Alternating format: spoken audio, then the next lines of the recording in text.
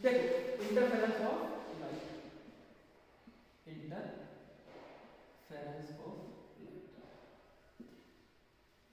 देखो हमारे पास दो कोहेरेंट सोर्सेज हैं, S1, ये दूसरा सोर्स हो गया,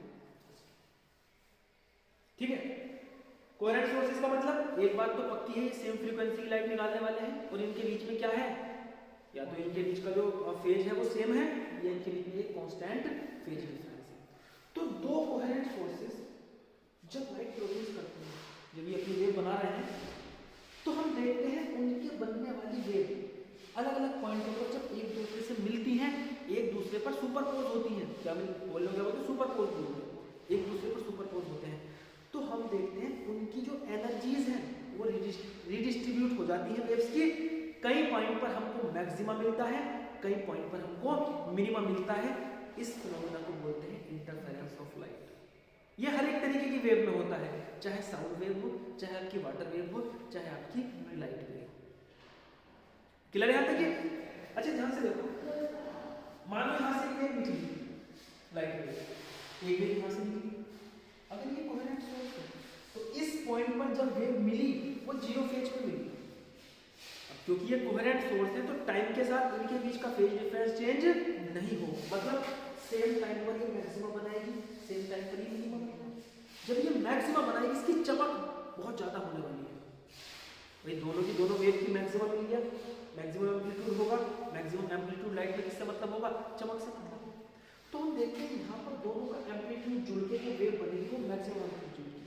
तो यहाँ पर जो वेव बन रही है लगातार ही वेव निकाल रहा है, लगातार वेव निकाल रहा है, लेकिन इस पॉइंट पर क्योंकि ये कोहेरेंट सोर्स है आपको मैक्सिमा एक साथ बनेगा, दोनों का एक साथ जीरो आएगी, एक साथ मिनिमा, तो इस पॉइंट पर आपको एक बहुत ब्राइट स्पॉट मिलने वाला है, चमक मिलने वाली है।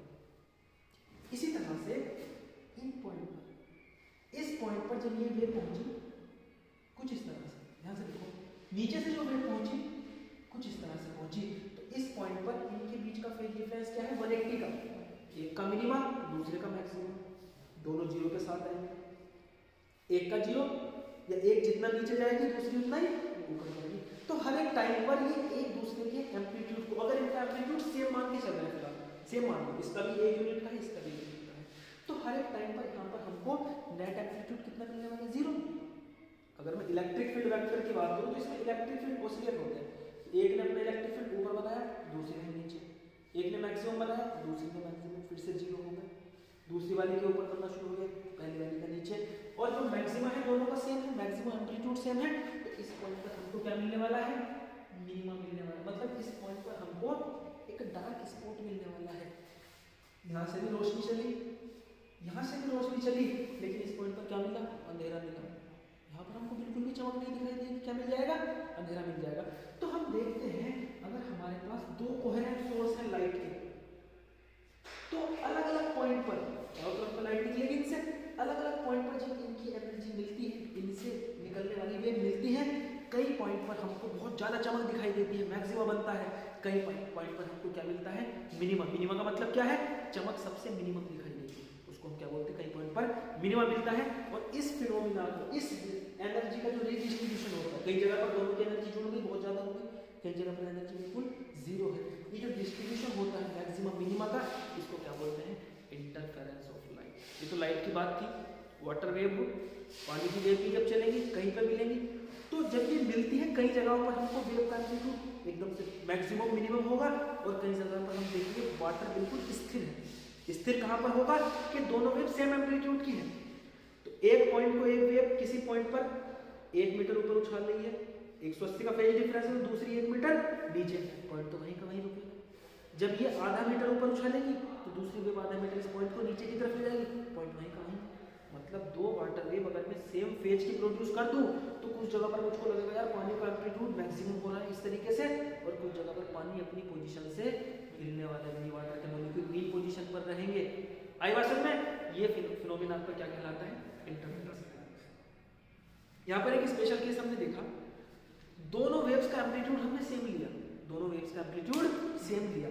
अगर मैं कुछ दूसरा एम्पलीट्यूड लेता, एक वेव का एम्पलीट्यूड मान लो 2 यूनिट है, एक वेव का 1 यूनिट है, उस समय पर आपको कोई पानी का मॉलिक्यूल स्थिर नहीं मिलेगा, क्योंकि जब ये आउट ऑफ फेज मिलेंगे तो पहली वेव कितना एम्पलीट्यूड ऊपर की तरफ, 2 यूनिट, इसका 1, तो कितना यूनिट मिला? 1 यूनिट। लेकिन एम्पलीट्यूड जो उस जगह पर जो वेव दिखाई देगी, उस जगह पर जो एम्पलीट्यूड होगा वो बाकी जगहों के मुकाबले कम होने वाला है। आई बात समझ में? तो इस फिनोमिना को इंटरफेरेंस हम बोलते हैं।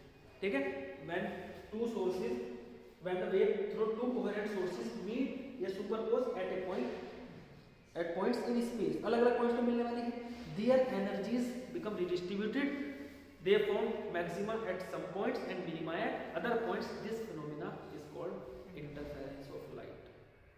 क्लियर है तक? और आगे इसकी कुछ देर हम बात करने वाले इंटरफेरेंस ऑफ लाइट। ठीक है, आई बात समझ में आता है? अब आगे देखो,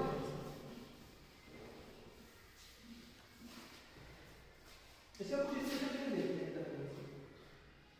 ठीक, और सिंपलिसिटी के लिए यहाँ पर कुछ केस देखते हैं, और सिंपलिसिटी के लिए हम ये मान लेते हैं जो हम वेव्स, जो हमारे पास सोर्सेज हैं, वो जो वेव जनरेट कर रहे हैं वो सेम एम्पलीट्यूड की वेव जनरेट कर रहे हैं। ठीक है, चलो यहाँ पर मान लेते हैं कि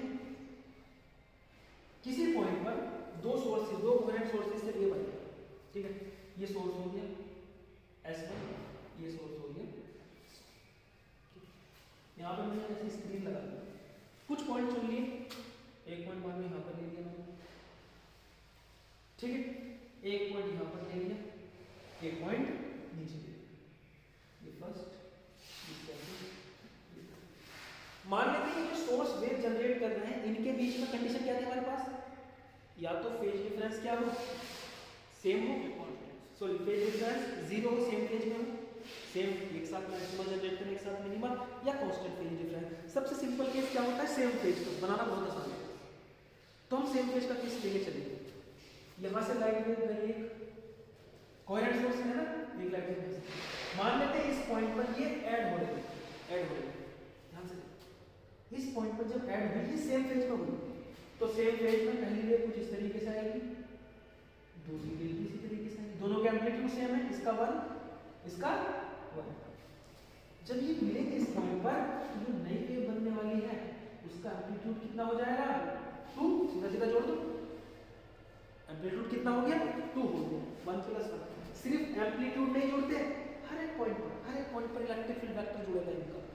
इस पॉइंट पर जितना डिस्प्लेसमेंट प्लस इस पॉइंट पर डबल हो जाएगा। ठीक है, हर एक पॉइंट पर इनको ऐड कर दिया, हमारे पास नई वेव बन गई। अगर मैं एनर्जी की बात करूँ, यहाँ पर लाइट के केस में एनर्जी को इंटेंसिटी से दिखाते हैं। इंटेंसिटी होती है energy per unit area, per unit area के एरिया पर यूनिट एरिया पर कितनी एनर्जी फैली हुई है। ठीक है, और जो इंटेंसिटी होती है ये डायरेक्टली प्रोपोर्शनल होती है एम्पलीट्यूड के स्क्वायर। ठीक, मान लेते हैं इसकी इंटेंसिटी I0 है, जो एनर्जी है पर यूनिट एरिया की, इसकी इंटेंसिटी I0 है। प्रोपोर्शनलिटी कंडीशन हटाओगे तो कोई कांस्टेंट मिलने वाला है, वो सेम वेव के लिए क्या होने वाला है? सेम फ्रीक्वेंसी के सेम होने वाला है।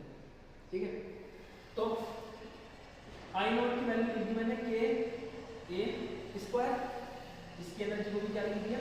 K A, इसको दोनों का एम्पलीट्यूड सेम था।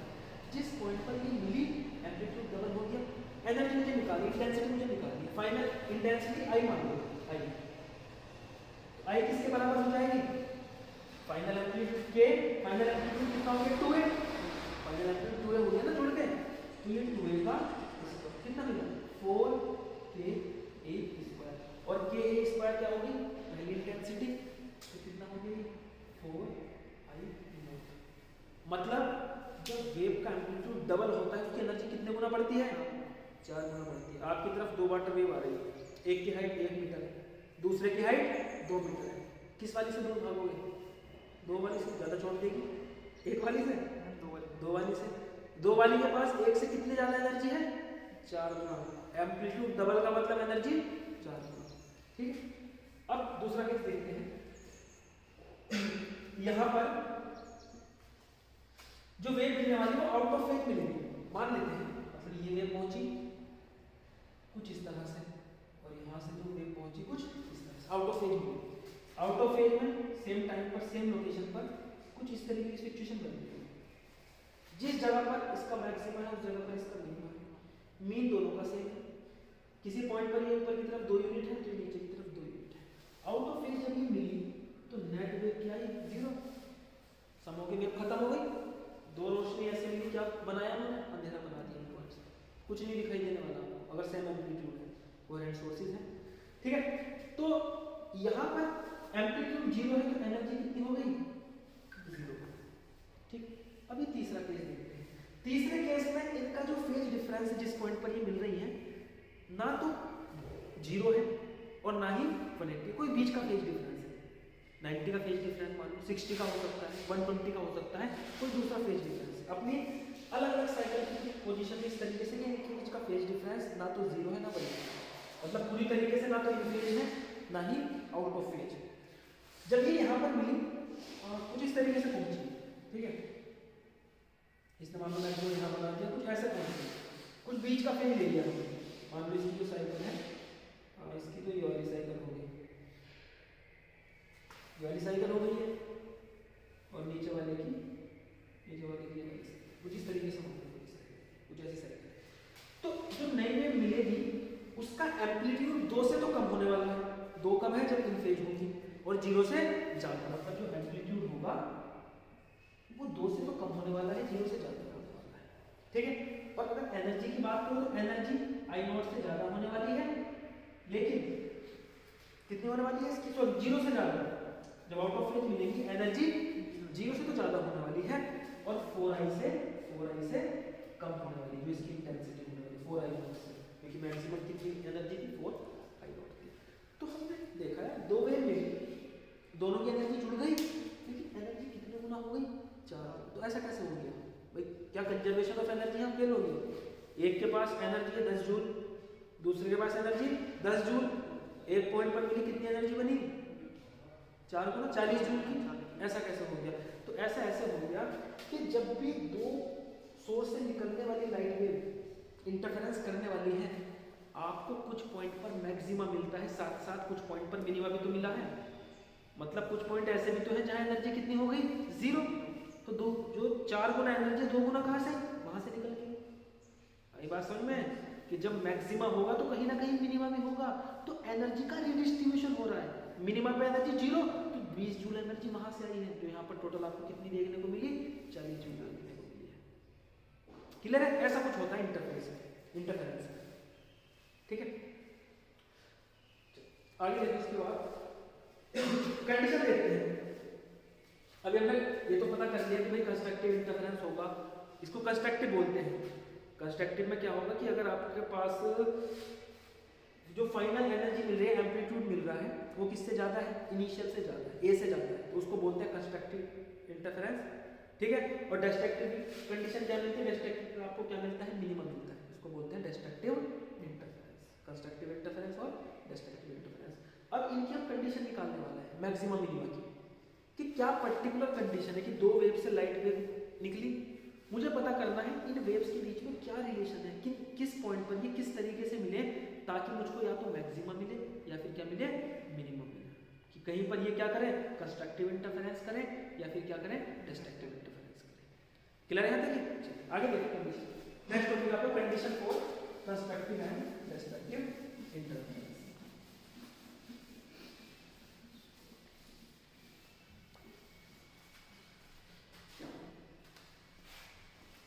Condition for constructive and destructive interference.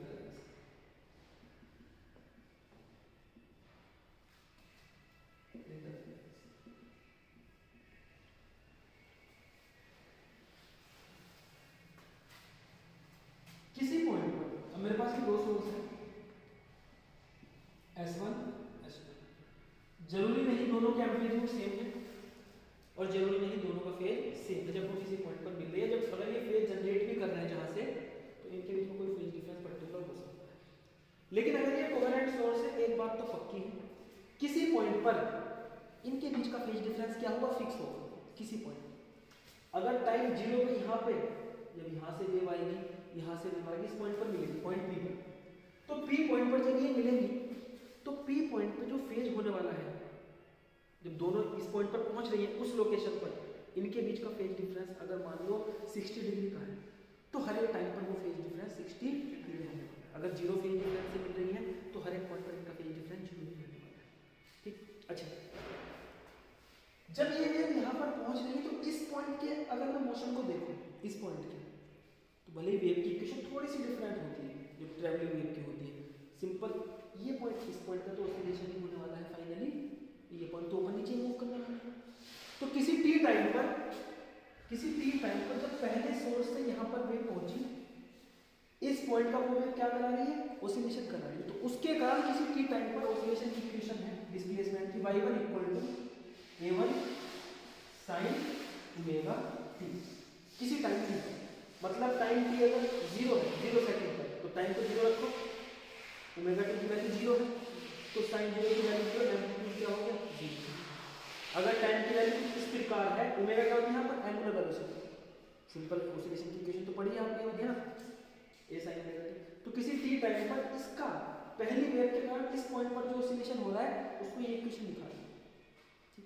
किसी t टाइम पर दूसरी वेव के कारण इस पॉइंट पर जो ऑसिलेशन हो रहा है y2 के कारण डिस्प्लेसमेंट, अगर इसको वाटर वेव मानो तो पानी के मॉलिक्यूल समझिए इसको, इसका डिस्प्लेसमेंट समझिए। तो y2 का कितना है, एम्पलीट्यूड है वेव का a2 sin ओमेगा t, इनके बीच में कुछ फेज डिफरेंस है 5, मुझको लिखना चाहिए, लेकिन मुझको ये बात पता है 5 फेज डिफरेंस इनके बीच में फिक्स होगा, क्योंकि सोर्स कैसे हैं, कोहेरेंट सोर्स है। क्लियर है यहाँ तक? तो यहाँ पर जो नई वेव बनेगी उसका डिस्प्लेसमेंट कितना होने वाला है, इन दोनों के डिस्प्लेसमेंट को ऐड कर दो, नई वेव का डिस्प्लेसमेंट निकालना है y किसके बराबर होगा, पहले का डिस्प्लेसमेंट प्लस दूसरे का डिस्प्लेसमेंट, दोनों के डिस्प्लेसमेंट को ऐड कर दो।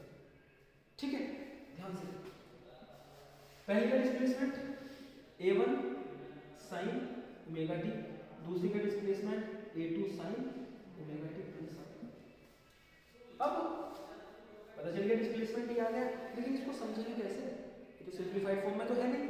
तो यहाँ पर थोड़ी सी मैथमेटिक्स लगा के जो फाइनल डिस्प्लेसमेंट है उसको भी इस फॉर्म में लिखेंगे कि हमारे पास एक तो एम्पलीट्यूड आ जाए और दूसरा क्या मिल जाए, फेज मिल जाए, फेज डिफरेंस मिल जाए। क्लियर है यहाँ देखिए, तो यहाँ पर इसको आगे सॉल्व करेंगे, a1 sin omega t plus a2 sin a plus b का फॉर्मूला क्या होगा, sin a plus sin a cos a plus cos a sin b, cos sin a cos b plus cos sin b, a2 सबकी multiply में चलेगा, तो sin a omega t cos phi plus a2 दूसरी term की multiply में जाएगा, a2 तो multiply में जाएगा, कितना हो जाएगा cos omega t sin phi। ठीक है, sin omega t sin omega t common ले सकते हो, sin omega t a1 plus a2 cos phi, ठीक है, प्लस cos ओमेगा t को मैंने पहले लिख लिया, cos ओमेगा t क्या बचा a2 sin phi, a2 sin, ठीक है।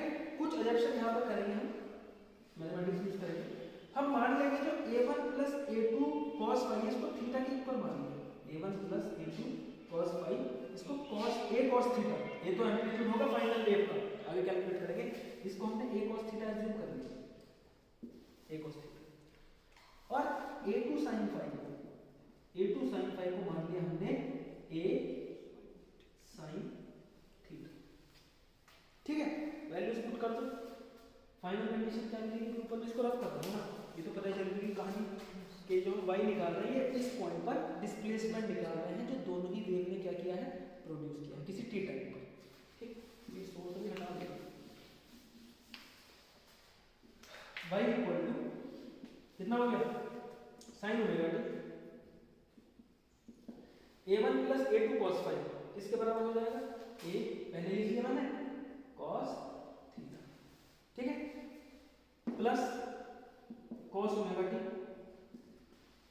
a2 sin phi को हमने क्या मान लिया, a sin थीटा, ये पहले लिख लो sin थीटा, तो यहाँ पर a sin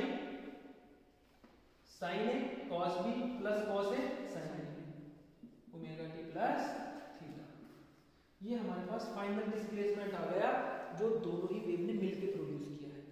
यहाँ पर a क्या है, जो उस पॉइंट पर फाइनल वेव बन रही है, उस पॉइंट पर सिंपल हार्मोनिक मोशन हो रहा है, तो उस पॉइंट पर मैक्सिमम इतना एम्पलीट्यूड होगा, मैक्सिमम एम्पलीट्यूड है, और यहाँ पर थीटा क्या है, थीटा हमारे पास इनिशियल जो हमने पहली वेव मानी थी y equal to a sin omega t, उसके साथ फाइनल ऑसिलेशन की जो वेव बनी उसके बीच में क्या बताना है हमको, फेज डिफरेंस बताना है। क्लियर है ये? तो ये तो मेरे पास फाइनल डिस्प्लेसमेंट की इक्वेशन आ गई। इससे मुझे कोई मतलब नहीं, मुझे मतलब है जो फाइनल वेव प्रोड्यूस हो रही है उसका एम्पलीट्यूड या उसकी इंटेंसिटी कितनी, एनर्जी से मतलब है। ठीक है, जो फाइनल उस पॉइंट का जो मोशन हो रहा है, कि कुछ जगह मैंने क्या देखा, पॉइंट तो रुकने वाला है, कुछ जगह पर इसका एम्पलीट्यूड मैक्सिमम होने वाला, तो मुझे उससे मतलब है। ठीक, आगे देखो, ए की वैल्यू निकालते हैं एम्पलीट्यूड की। ये आपके पास दो इक्वेशन है ना, ये तो आपने लेट किया था। ए की वैल्यू कैसे निकालोगे, दोनों को स्क्वायर करके ऐड कर दो। पहला आरएचएस को लिखो, a square cos square theta plus दूसरी का भी RHS a square sin square theta equal पहले के एलएचएस का square a1 plus a2 cos phi का होल स्क्वायर प्लस दूसरी के एलएचएस का स्क्वायर। आई ना समझ में, a2 sin फाई का होल स्क्वायर। क्लियर? रफ कर दिया वाला क्वेश्चन।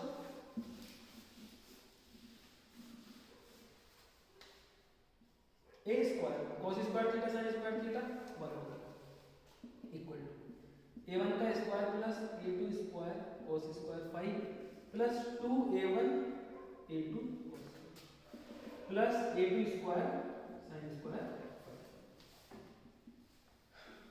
ठीक है, a1 का square plus a2 square cos square phi plus a2 square sin square phi कितना हो जाएगा, ये जोड़ लो, a2 square cos square phi plus sin square phi कितना बन गया 1 plus 2a1 a2 cos phi.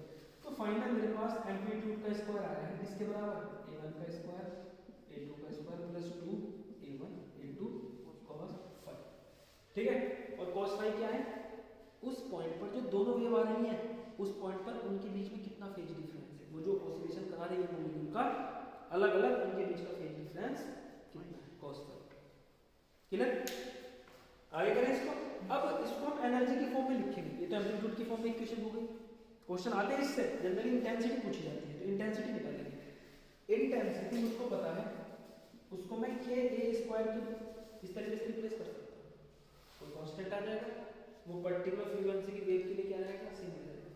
तो इंटेंसिटी क्या होगा, k a square.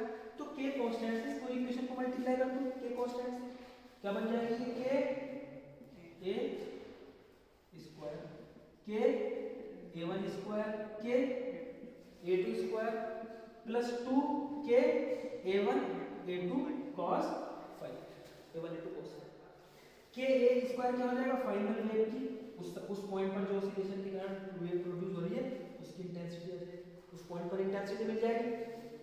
k square क्या हो गया, पहली वेव की इंटेंसिटी i1, दूसरी वेव की intensity i2 plus 2।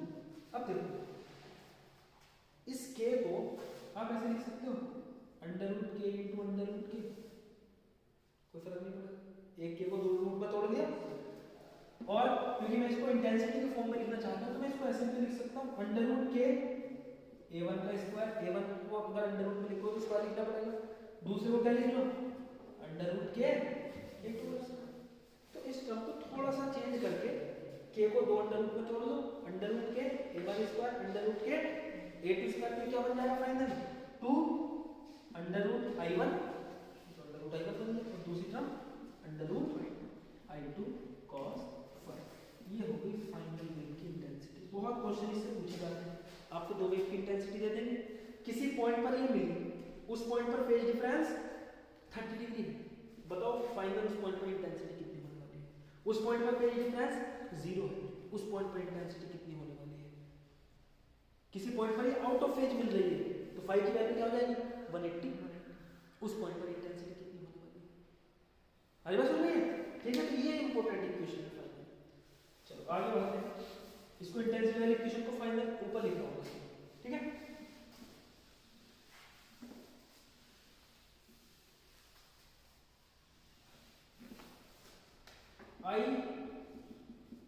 i1 plus i2 plus 2 under root i1 i2 cos।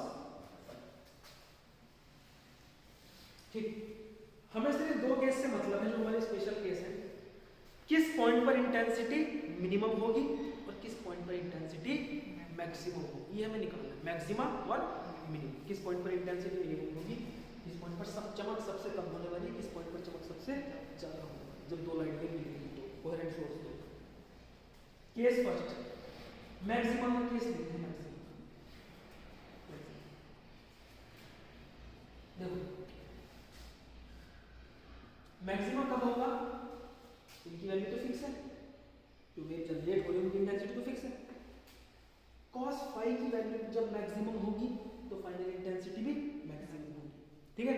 तो मैक्सिमा के केस में मैक्सिमा की कंडीशन तब मिलेगी जब cos फाई की वैल्यू मैक्सिमम कितनी हो सकती है 1, और वो कब होगी, फाई की वैल्यू 1 कब कब होती है, cos फाई की 0 पे, 2 पाई पे, phase difference 2 pi, 4 pi, 6 pi and so on. इसको क्या बोल सकते हो, इवन मल्टीपल ऑफ पाई। दो वेव जब किसी पॉइंट पर मिली उनके बीच का फेज डिफरेंस 0 है, 2 पाई है, 4 पाई है, 6 पाई है, इसका कोई इवन मल्टीपल है, ठीक। अब आगे चल के देखेंगे हम, अभी नेक्स्ट टॉपिक जो हमको पढ़ना है यंग डबल स्लिट एक्सपेरिमेंट में, उसने क्या किया था, जो दो वेव प्रोड्यूस की थी वो सेम फेज में थी, दो सोर्स से जो वेव प्रोड्यूस हुई थी वो क्या हुई थी, सेम फेज में हुई थी, ठीक। तो मान लेते हैं, और देखो ध्यान से इसको समझो, पहले मैंने पॉइंट इन सोर्स के बिल्कुल बीच में ले लिया है, बिल्कुल बीच में, इनके सेंटर से परपेंडिकुलर, सेम फेज से निकल रही है वेव, एक वेवलेंथ कंप्लीट कर ली, दूसरी वेवलेंथ इसने भी एक कंप्लीट कर ली, दूसरी कंप्लीट कर ली। यहां पर जब ये आई, ये कैसे मिल रही है, सेम फेज। इनके बीच का फेज डिफरेंस कितना है, पहली ने कितना एंगल कवर किया, 2 पाई, 4 पाई, इसने भी 2 पाई, 4 पाई, फेज डिफरेंस कितना दोनों के बीच का, 0, 0 फेज का क्या मिला, मैक्सिमम। क्लियर है ना। अभी देखो फेज को ना हम लेंथ के रूप में लिखेंगे क्योंकि उसी से हमको हमारा काम आसान होने वाला है।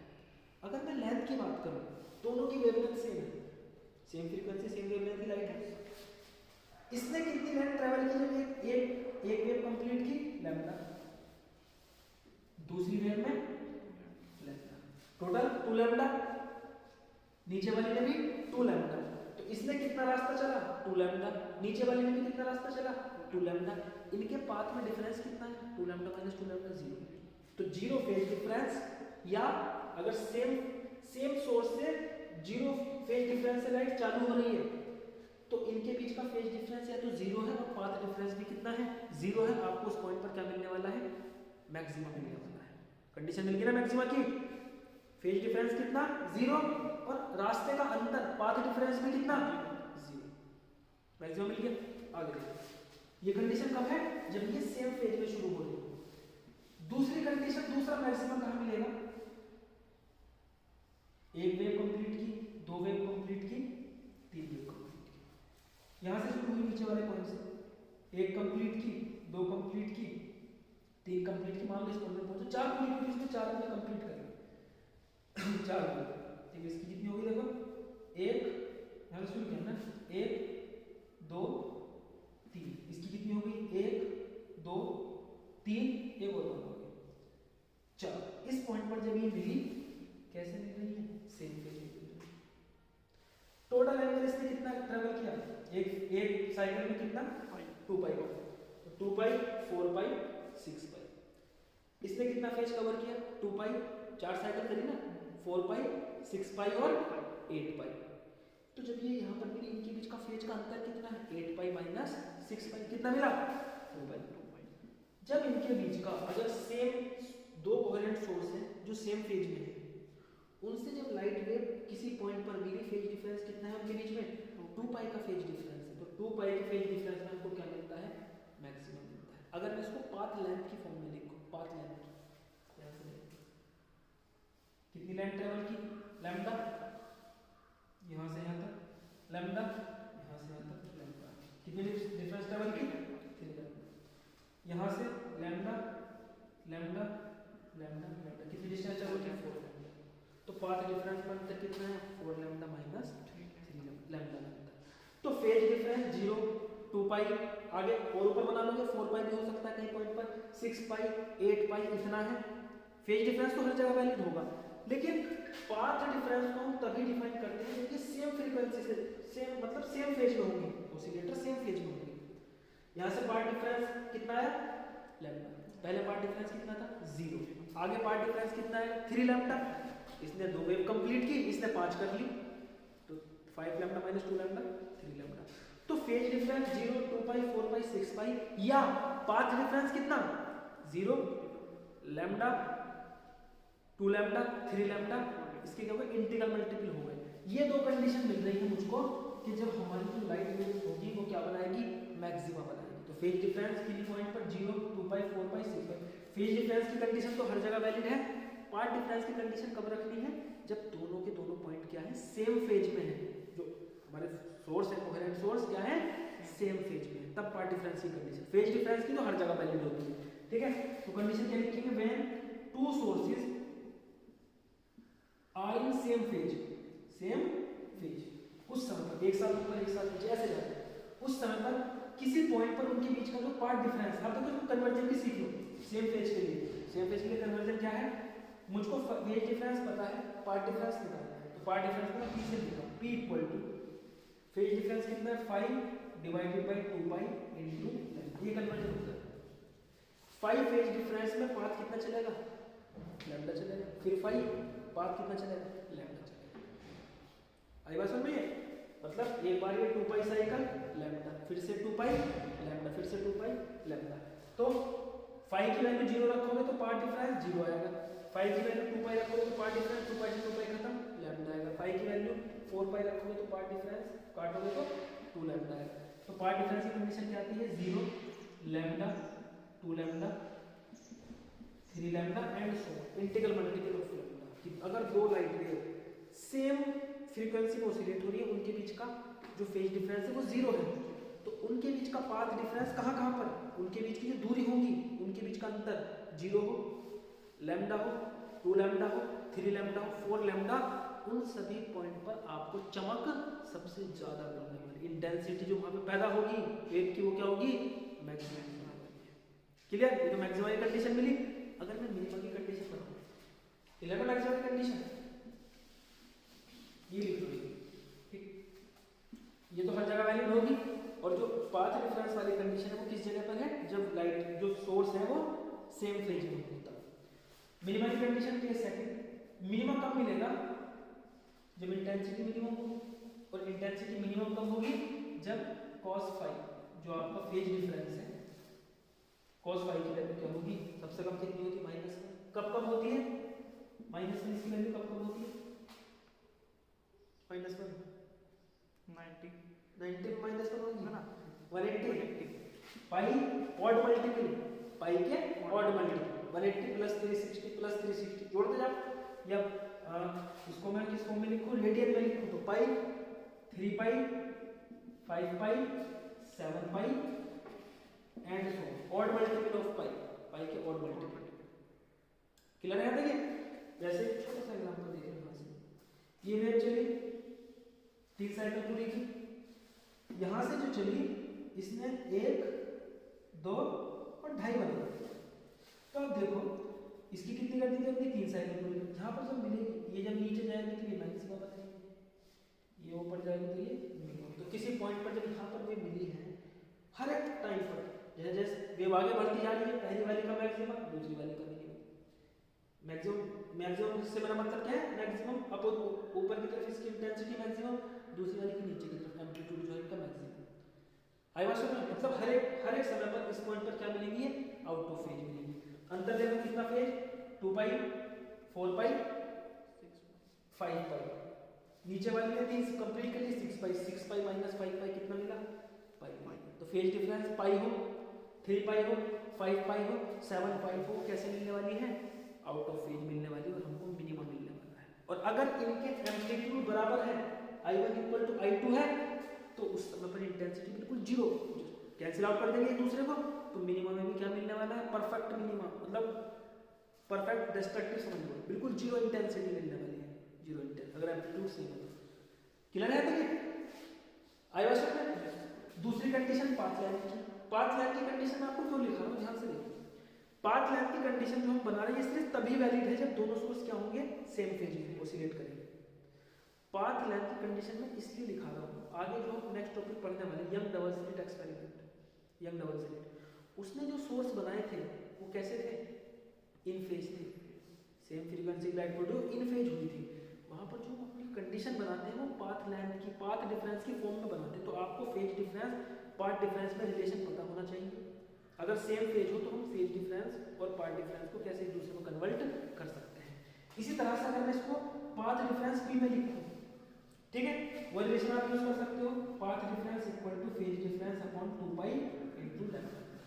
पहले पाई जगह पाई डालो, pi upon 2 pi into lambda, pi से पाई मतलब क्या मिला, लैम्डा बाई 2, ठीक है। अगर आप यहां पे क्या डालोगे 3 पाई डालोगे तो 3 बाई 2 लैम्डा,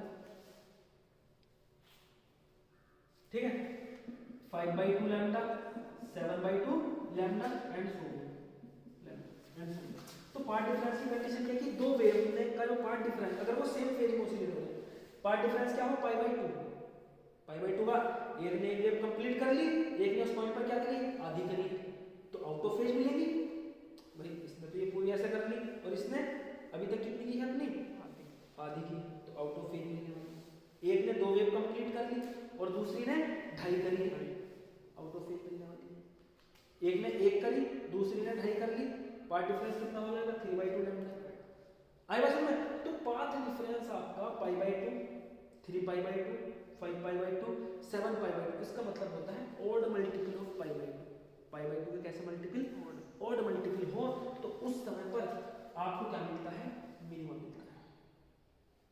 क्लियर है देखिए, pi by 2, 3 pi by 2, 5 pi by 2, 7 pi by 2, ठीक है। ये मिनिमम कंडीशन, ये मैक्सिमम कंडीशन। और कुछ किसी पॉइंट पर कोई फेज डिफरेंस हमें दिया है फाई की वैल्यू, हमसे पूछा है उस पॉइंट पर इंटेंसिटी कितनी बनेगी, तो इस फॉर्मूले का यूज करेंगे, बहुत जगह यूज होता है, ठीक है। कई बार I1 I2 की वैल्यू अलग अलग भी हो सकती है और सेम एम्पलीट्यूड होगा तो इसकी वैल्यू भी I, इसकी भी I, दोनों की इंटेंसिटी अगर सेम होगी तो।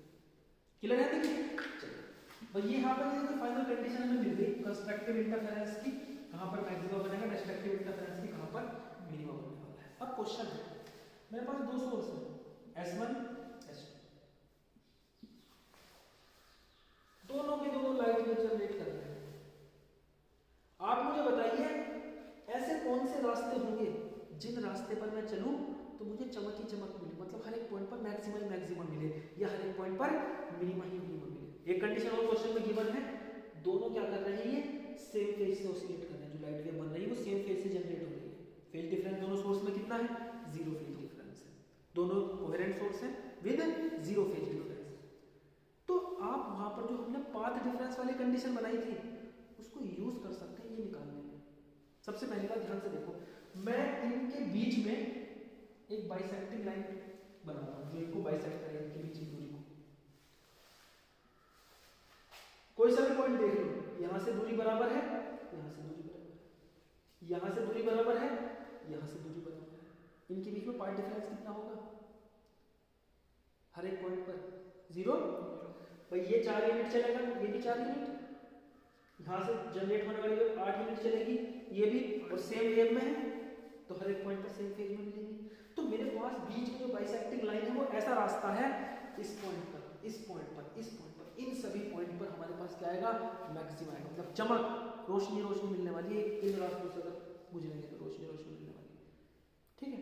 बाकी रास्ते कैसे होंगे, दूसरी कंडीशन ले लो, दोनों के बीच का जो पाथ डिफरेंस है S1 का, S1 के बीच का पाथ डिफरेंस को मान लो P1, इसका पाथ P1 मान लो, S2 का पाथ P2 मान लो, दोनों का डिफरेंस किसके बराबर होना चाहिए, लैम्डा रखिए, लैम्डा मतलब दोनों की चली गई दूरी को घटाकर लैम्डा।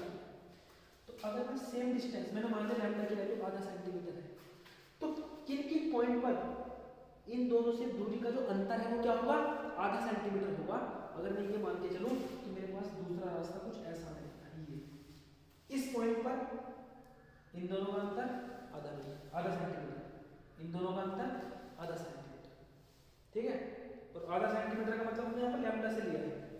अगर लैम्डा क्या है आपकी जो वेवलेंथ है, सॉरी यार थोड़ी, हाँ ठीक है, वेवलेंथ क्या है लैम्डा, आधा सेंटीमीटर है तो आधा सेंटीमीटर ले लिया, वेवलेंथ क्या मान ली, आधा सेंटीमीटर मान ली। क्लियर याद रखिए। तो हर एक पॉइंट पर इनके बीच का जो पाथ डिफरेंस है वो किसके बराबर है, लैम्डा, तो इन पर हर एक पॉइंट पर आपको मैक्सिमम मिलने वाला है। और देखोगे और इस तरीके से, इस तरीके से, तो ये जितने भी कर्व मैंने हाइपरबोला बनाए हैं इन सभी पॉइंट पर आपको क्या मिलने वाला है, मैक्सिमम मिलने वाला है। मतलब हमारे पास अगर दो सोर्सेज हैं जो कैसे हैं, कोहेरेंट सोर्सेज हैं, तो उनके आसपास किस तरीके किस किस पॉइंट पर मैक्सिमम बनता है, आप उन कर्व को ड्रॉ करोगे तो आपके पास कैसे करवाएंगे, ये हाइपरबोला आएगा, हाइपरबोला कर्व। आई बात समझ में? इन्हीं के बीच में मिनिमम भी लाई करने वाला है कि ऐसे बिंदु से गुजरो जहां पर अंधेरा ही अंधेरा आपको मिले, हर जगह पर अंधेरा, दो रोशनी मिलेगी लेकिन वो क्या बना रही है, अंधेरा बना रही है, क्योंकि हर एक पॉइंट पर क्या मिलेगी, आउट ऑफ फेज, तो वो कर्व भी आपके पास कैसे आने वाले हैं, हाइपरबोलिक कर्व आने वाले हैं। ठीक है, तो ये कहानी थी इंटरफेरेंस ऑफ लाइट की। इसमें हमने देखा क्या कंडीशन होनी चाहिए दो कोहेरेंट सोर्स के बीच किसी पॉइंट पर मैक्सिमा बनने की और मिनिमम बनने की, है ना, उसको फेज डिफरेंस की फॉर्म में हमने देख लिया कि जब भी आउट ऑफ फेज मिलेंगी किसी पॉइंट पर दो सोर्स से वेव मिनिमा बनाएंगी, इन फेज मिलेंगी मैक्सिमा। क्लियर है कि इसके बाद नेक्स्ट टॉपिक आएगा आपका यंग डबल स्लिट एक्सपेरिमेंट। तो यहाँ तक की थ्योरी जरा अच्छे से कवर करके आना है, कोहेरेंट सोर्स के बारे में पढ़ के आना, प्रिंसिपल ऑफ सुपरपोजिशन के बारे में पढ़ के आना, और आपका इंटरफेरेंस ऑफ लाइट की जो कंडीशन हमने बनाई है मैक्सिमम मिनिमम की कंडीशन, उसके बाद यंग डबल स्लिट एक्सपेरिमेंट बहुत आसानी से आप समझ जाओगे। ठीक है।